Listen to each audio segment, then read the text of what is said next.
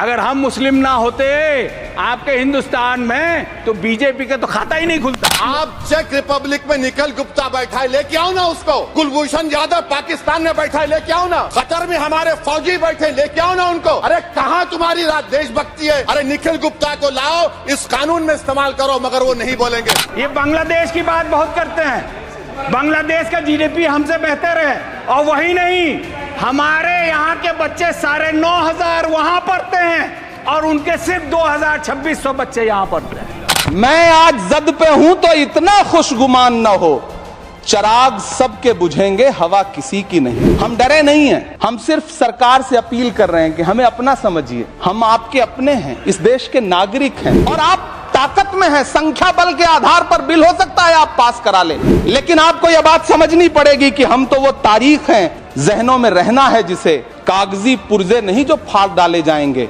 जिस जमीन पर मैं खड़ा हूं ये मेरी पहचान है। आप आंधी हैं तो क्या मुझको उड़ा ले जाएंगे?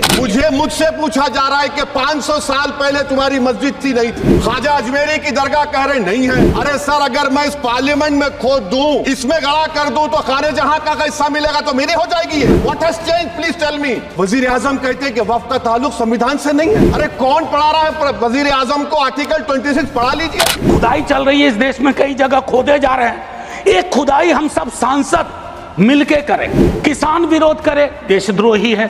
विद्यार्थी विरोध करें, नौकरी के लिए नौकरी मांग रहे हैं आपसे, और कुछ तो नौकरी भी नहीं मांग रहे हैं, परीक्षा समय पर कराने की मांग कर रहे हैं। आप कह रहे हो अराजक है, नक्सल है। 14 का चुनाव, 19 का चुनाव, 24 का चुनाव, जवाहरलाल नेहरू नहीं आ रहे हैं, विपक्ष आ रहा है, कांग्रेस आ रही है। 100 साल आप चुनाव जीतेंगे, लेकिन नेहरू को फिर भी वहां खड़ा पाएंगे। मंदिर बना दिए, हमने ये बना दिए, आप अपनी पीठ थपथपाते रहे। मोदी जी की गारंटी है करके जब उन्होंने कहा तो आप सभी ने तालियां बजाए, बेंच को बजा बजा कर अपने हाथ दुखा दिए। मैं आपसे एक सवाल करना चाहता हूं, आंकड़े आपके ही है, आपने एग्जामिनेशन सिस्टम को तो क्लियर कर दिया है, नौकरियां कितनी है ये बताइए। हाईली क्वालिफाइड बच्चे आज क्लर्क की, चपरासी की नौकरी के लिए अप्लाई कर रहे हैं कि आज पढ़े लिखे बच्चों की हालत ऐसी हो गई है कि पढ़ो फारसी और बेचो तेल, ये हालत हो गई है।